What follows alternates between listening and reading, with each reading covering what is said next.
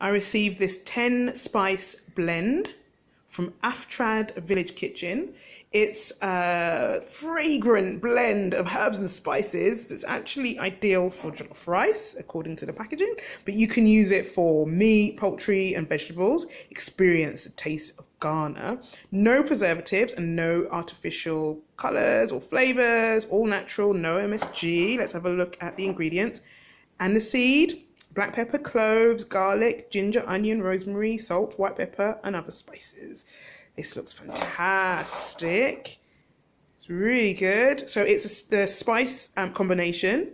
It's commonly used in Ghana and West African cooking, and it's an all-purpose seasoning. So I'm really looking forward. Let's open it and see what it looks like inside.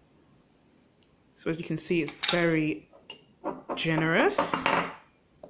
Ooh. Smells great, looks great, smells great. Dip my finger in there.